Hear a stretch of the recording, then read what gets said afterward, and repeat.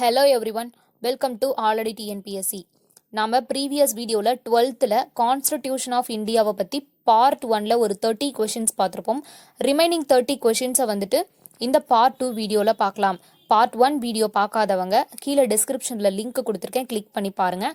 நம்ம சேனலை இது வரைக்கும் சப்ஸ்கிரைப் பண்ணாதவங்க சப்ஸ்கிரைப் பண்ணிக்கோங்க, மறக்காமல் ஒரு லைக் கொடுங்க. வாங்க கொஷின்ஸ்குள்ளே போகலாம். 31st question, the DPSP were adopted from. DPSP அதாவது Directive Principles of State Policy, அதான் DPSPன்னு சொல்லுவோம். அதை வந்து நம்ம எங்கேருந்து அடாப்ட் பண்ணியிருப்போம் அப்படின்னா ஐரிஸ் கான்ஸ்டிடியூஷனில் இருந்து நம்ம அடாப்ட் பண்ணியிருப்போம்.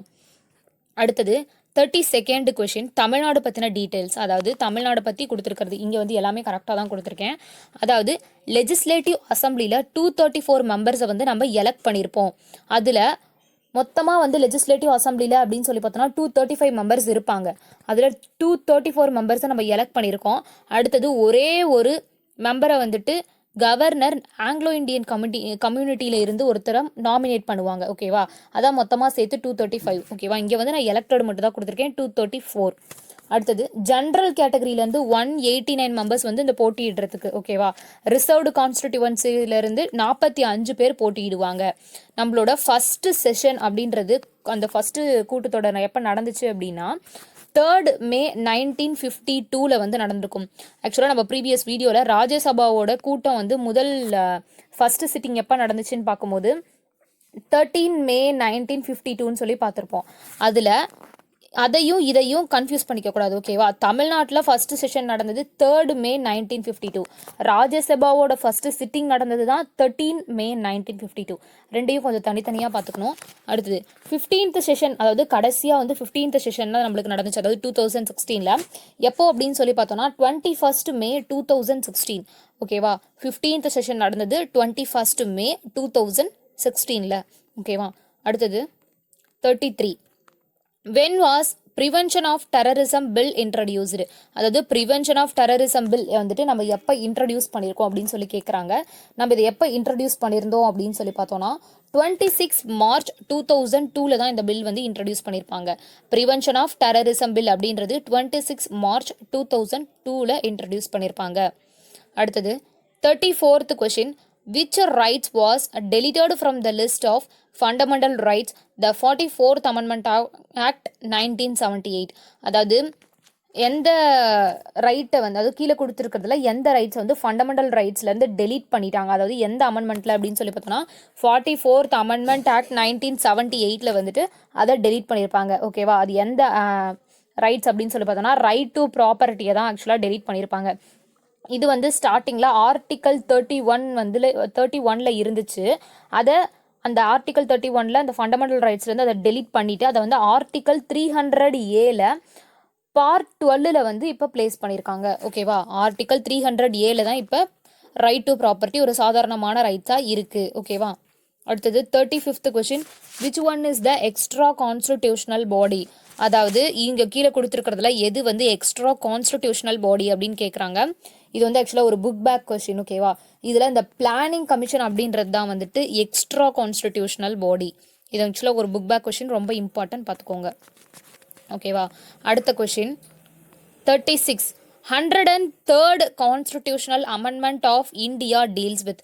அதாவது கான்ஸ்டிடியூஷனல் அமெண்ட்மெண்ட், அதாவது 103rd கான்ஸ்டிடியூஷனல் இருக்கு இல்லையா, அது வந்து எதை டீல் பண்ணுது, அந்த அமெண்ட்மெண்ட் எதை பற்றின அமெண்ட்மெண்ட் அப்படின்னு கேட்குறாங்க.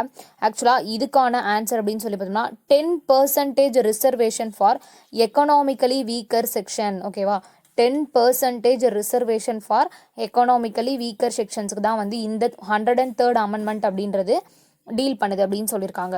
ஓகேவா, இதில் இந்த reduce age for voting rights from 21 to 18 இது வந்து அதிகமாக கேட்டிருக்காங்க. இதோட அமெண்ட்மெண்ட் வந்து எது அப்படின்னு சொல்லி ஆக்சுவலாக ஒரு கொஸ்டின் கேட்பாங்க. அதுக்கு வந்து ஆன்சர் என்னன்னா 61st அமெண்ட்மெண்ட். ஓகேவா, 61st அமெண்ட்மெண்ட்டில் தான் வந்து ஓட்டிங் ரைட்ஸ் வந்து 21 இருந்ததா 21 18 ரெடியூஸ் பண்ணி 18 ஏஜில் இருக்கவங்களாம் ஓட்டு போடலாம் அப்படின்ற உரிமையை கொடுத்துருப்பாங்க. அது வந்து 61st அமெண்ட்மெண்ட் ஆக்ட். அடுத்தது 37.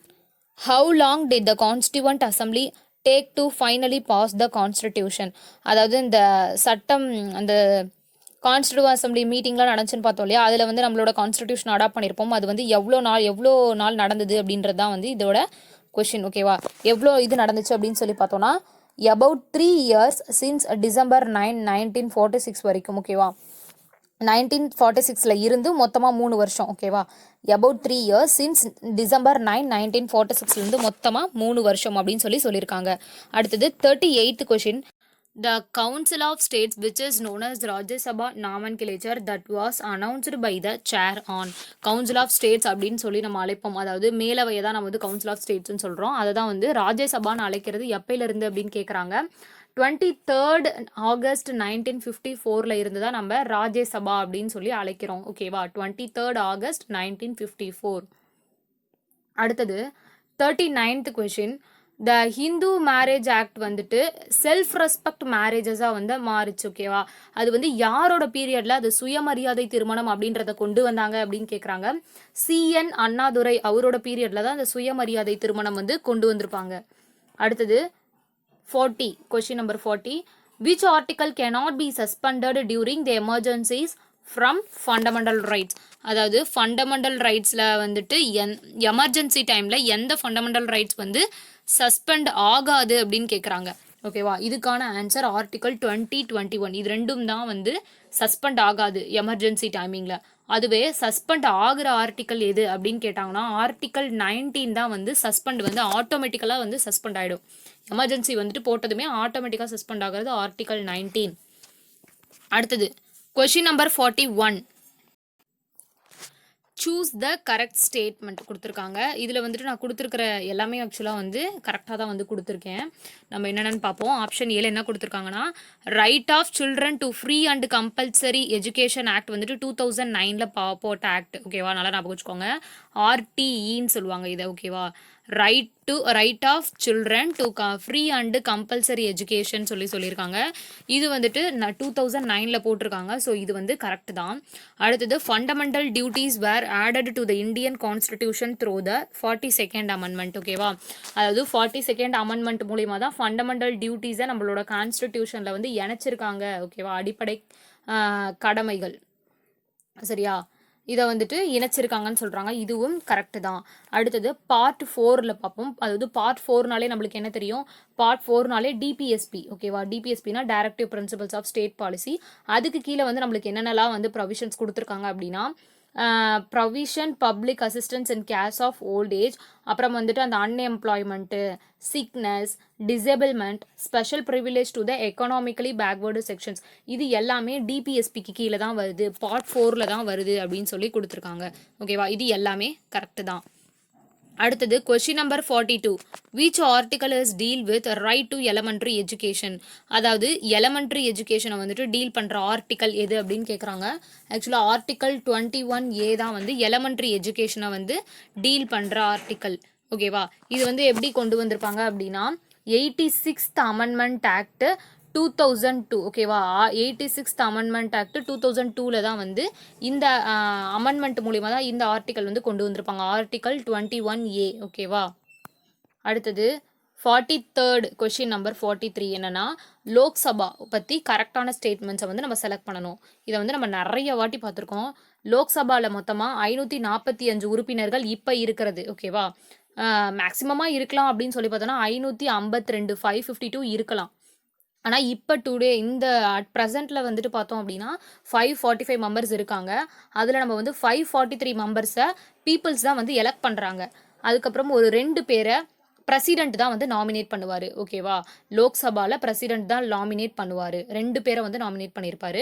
இந்த லோக்சபாவில் இருக்கவங்களோட டேர்ம் ஆஃப் ஆஃபீஸ் அப்படின்னு சொல்லி பார்த்தோம்னா 5 years இருக்கும். அதுக்கப்புறம் லோக்சபாவோட டிசொல்யூஷன் அப்படின்றது அந்த லோக்சபாவை கலைக்கிறதுக்கான உரிமை அப்படின்றது பிரசிடென்ட் ஆஃப் இந்தியா கிட்ட தான் வந்து இருக்குது அப்படின்னு சொல்லி கொடுத்துருக்காங்க. ஸோ இதில் இருக்க எல்லாமே வந்து கரெக்டு தான். அடுத்தது கொஷின் நம்பர் 44 பார்த்தோன்னா government of India act dash provided for the creation of a council of states அதாவது நம்மளோட இந்த மேலவை அப்படின்னு ஒன்று இருக்கு இல்லையா அதை வந்து கிரியேட் பண்ணுறதுக்கான ஒரு ஆக்ட் அதை வந்து நம்ம எந்த ஆக்ட்லேருந்து எடுத்திருக்கோம் எந்த கவர்மெண்ட் ஆஃப் இந்தியா ஆக்ட்லேருந்து எடுத்திருக்கோம் அப்படின்னு சொல்லி பார்த்தோன்னா 1919 கவர்மெண்ட் ஆக்ட்லேருந்து தான் நம்ம இந்த கவுன்சில் ஆஃப் ஸ்டேட்ஸை கிரியேட் பண்ணுறதுக்கான அந்த ப்ரொவிஷன்ஸை வந்து எடுத்திருப்போம் ஓகேவா இதுக்கான ஆன்சர் 1919. அடுத்தது கொஷின் நம்பர் 45 பார்த்தோன்னா செஷன்ஸ் ஆஃப் த ராஜ்யசபா வேர் ஹெல்டஸ் ஓகேவா. நம்மளோட ராஜ்யசபாவில் மொத்தமாக 3 கூட்டத்தொடர் நடக்கும்னு சொல்லி பார்த்துருப்போம். இது வந்துட்டு ஆல் ஆஃப் த எபோ தான். அதாவது என்னது, ஃபஸ்ட்டு வந்து பட்ஜெட் செஷன் நடக்கும். எப்போலேருந்து எப்போனா ஃபெப்ரவரியிலேருந்து மே வரைக்கும். அடுத்தது மான்சூன் செஷன் அப்படின்றது ஜூலையிலேருந்து செப்டம்பர் வரைக்கும் அந்த இடைக்கால எல்லாத்துலேயும் நடக்கும்.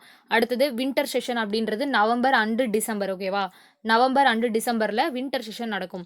இதை ஷார்ட் ஃபார்மாக எப்படி ஞாபகம் வச்சுக்கலாம்னா, ராஜ்யசபாவில் பிஎம்டபிள்யூ அந்த கார் இருக்கு இல்லையா, அது மாதிரி ஞாபகம் வச்சுக்கலாம். பிஎம்டபிள்யூ பட்ஜெட், அடுத்தது மான்சூன், அப்புறமா வின்டர். அது வந்து எந்த மந்த்லேருந்து எந்த மந்த் வரைக்கும் அப்படின்னு சொல்லி நம்ம கரெக்டாக பார்த்துக்கணும். அடுத்தது question number 46. C Rajaji presenting his first budget in Madras presidency in, அதாவது ராஜாஜி அவர்கள் வந்து அவரோட ஃபர்ஸ்ட் பட்ஜெட் அப்படின்றத மெட்ராஸ் பிரசிடென்சியில் எப்போ வந்து தாக்கல் பண்ணார் அப்படின்னு சொல்லி கேட்குறாங்க. எப்போ அப்படின்னு சொல்லி பார்த்தோன்னா 1937 தான் வந்துட்டு அவர் தாக்கல் பண்ணியிருப்பார். 1937 தான் அவரோட ஃபர்ஸ்ட் பட்ஜெட்டை தாக்கல் பண்ணியிருப்பார். யாருன்னா ராஜாஜி. ஓகேவா. அடுத்தது கொஷின் நம்பர் 47 பார்த்தோன்னா, the supreme court delivered the Mandal commission judgement in, அதாவது சுப்ரீம் கோர்ட் வந்துட்டு மண்டல் கமிஷன் தீர்ப்பு கொடுத்துருப்பாங்க இல்லையா, அது வந்து எதுக்காக கொடுத்தது அப்படின்னு சொல்லி பார்த்தோன்னா, நம்ம 50% ரிசர்வேஷன் இருக்கணும், அதாவது எஜுகேஷன்லேயும் சரி எம்ப்ளாய்மெண்ட்லேயும் சரி 50% ரிசர்வேஷன் வரணும் அப்படின்றதுக்காக மண்டல் கமிஷனோட ஜட்ஜ்மெண்ட் கொடுத்துருப்பாங்க. ஆனால் தமிழ்நாட்டில் பார்த்தோம் அப்படின்னா 69% ரிசர்வேஷன் கொடுக்குறாங்க. மண்டல் கமிஷன் கொடுத்தது 50% தீர்ப்பு. தமிழ்நாட்டில் பார்த்தோம் அப்படின்னா 69% வந்து ரிசர்வேஷன் கொடுக்குறாங்க. ஓகேவா. அது வந்து எப்போ கொடுத்தாங்க அப்படின்றது, எந்த இயர் எந்த மந்த். ஓகேவா. அதுக்கு வந்து ஆன்சர் பார்த்தோன்னா 1992 நவம்பரில் தான் கொடுத்துருப்பாங்க. 1992 நவம்பரில் தான் தீர்ப்பு கொடுத்துருப்பாங்க. ஓகேவா. அடுத்தது question number 48. The constituent assembly and debate consist of எத்தனை வால்யூம்ஸ்ன்னு சொல்லி கேட்குறாங்க. அதாவது எத்தனை வால்யூம் நடந்துச்சு. It was held between 9th December 1946 இருந்து 24th ஜனவரி 1950. இந்த கொஷின் வந்து நம்ம பார்ட் 1ல் எப்படி பார்த்துருப்போம்னா, எத்தனை வால்யூம்ன்றதை கொடுத்துட்டு எந்த இயர்லேருந்து எந்த இயர் வரைக்கும் நடந்துச்சுன்னு பார்த்தோம். இங்கே எத்தனை வால்யூம்னு கேட்குறாங்க. அதுக்கும் நமக்கு ஆன்சர் தெரிஞ்சிருக்கணும். இது வந்து மொத்தமாக 12 வால்யூம் நடந்திருக்கும். ஓகேவா. மொத்தமாக 12 வால்யூம் டிபேட் நடந்திருக்கும். 9th டிசம்பர் 1946 இருந்து 24th ஜனவரி 1950 வரைக்கும் நடந்திருக்கும். ஓகேவா. அடுத்தது 49th question. Which of the sources of Indian Constitution were adopted from the Government of India Act 1935?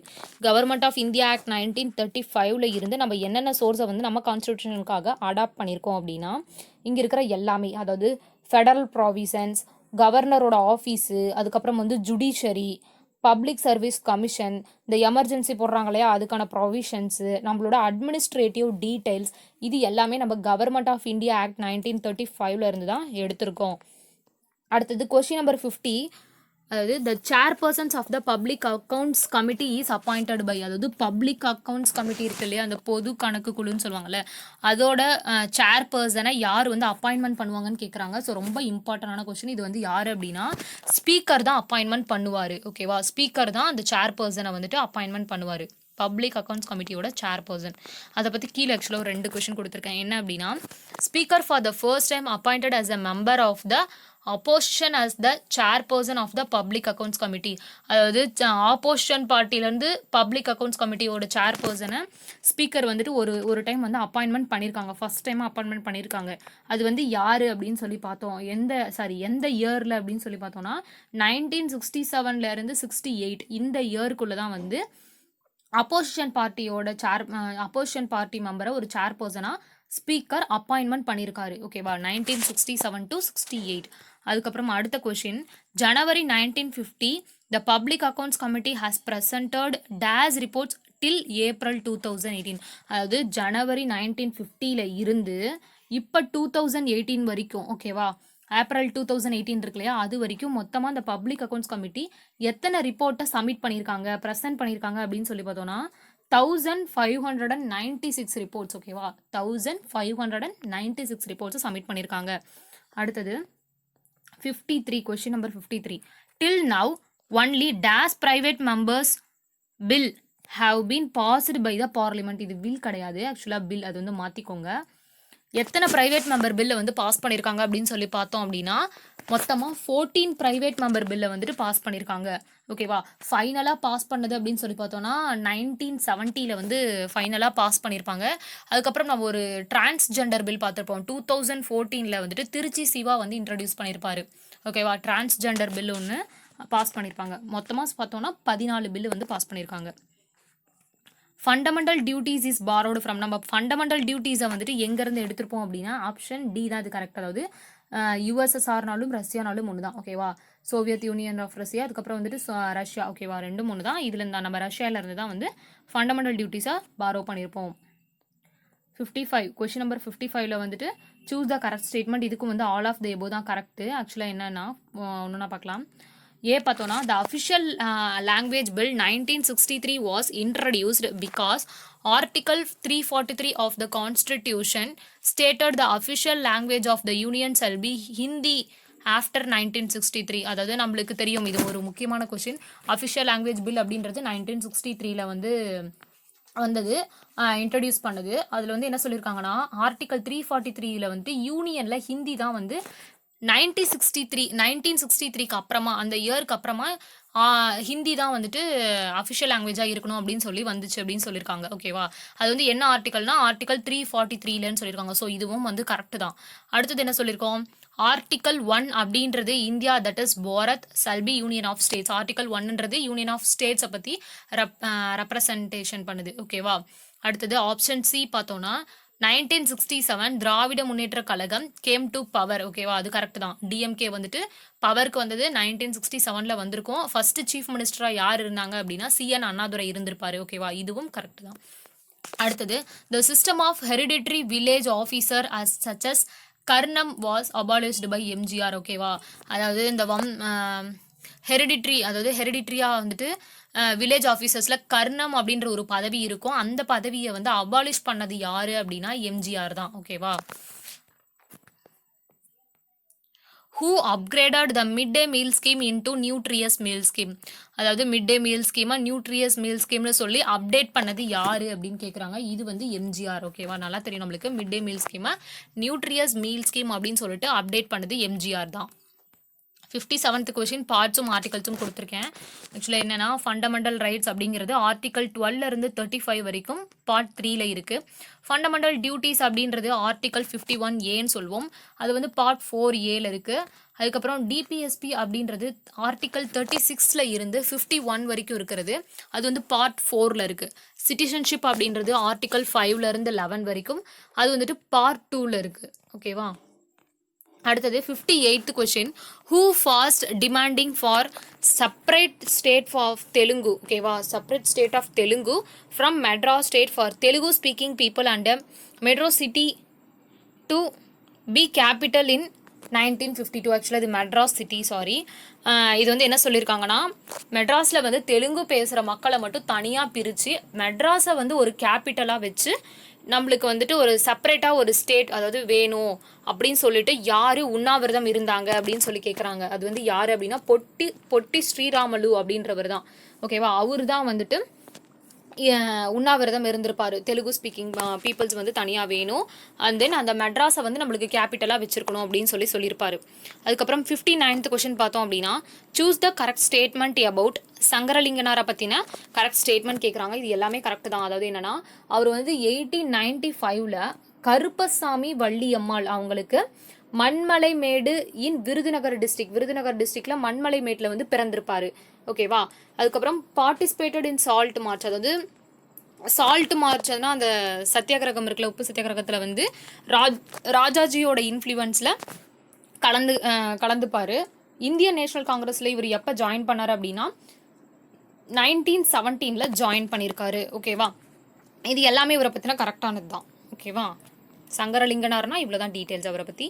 அதுக்கப்புறம் வந்து அவர் ப்ரீவியஸ் வீடியோஸில் வந்து சொல்லியிருப்பேன், ஒரு 1 மார்க்கில் சொல்லியிருப்பேன். மொத்தமாக ஒரு 76 days வந்து உண்ணாவிரதம் இருந்திருப்பார். எதுக்காக அப்படின்னா சங்கரலிங்கனார் எதுக்காக உண்ணாவிரதம் இருந்தார்னா மெட்ராஸை வந்து தமிழகம்னு சொல்லி நேம் மாற்றணும் அப்படின்றதுக்காக 76 days வந்து உண்ணாவிரதம் இருந்து அவர் வந்து இறந்துட்டார். ஓகேவா, அது வந்துட்டு எப்போலேருந்து அப்படின்னா 25 ஜூலை 1956 இருந்து 13th அக்டோபர் 1956 வரைக்கும் உண்ணாவிரதம் இருந்து அவர் வந்து இறந்திருப்பார். அவர் வந்து காந்தியன் வேவை வந்து ஃபாலோ பண்ணியிருப்பாரு அப்படின்னு சொல்லியிருப்பாங்க. அது வந்து ஒரு ஹிஸ்டாரிக் ஒரு விஷயம் அப்படின்னு சொல்லியிருப்பாங்க. அடுத்தது 60th question, neither house by itself constitutes parliament, it is the two houses that are the parliament of India set by. அதாவது பார்லிமெண்ட் அப்படின்றதுல வந்துட்டு 2 அவைகள் இருக்கும், அது ஒன்று இல்லைனாலும் இன்னொன்று வந்து இயங்காது அப்படின்னு சொல்லியிருக்காரு யார் அப்படின்னு சொல்லி கேட்குறாங்க. அதுக்கு ஆன்சர் பார்த்தோன்னா நேரு. ஓகேவா, நேரு வந்து அந்த கோட்ஸ் கொடுத்துருப்பாரு. ஆக்சுவலாக லெசன் முடியும் போது லாஸ்ட்டாக ஒரு பாக்ஸில் வந்து இதை கொடுத்துருப்பாங்க.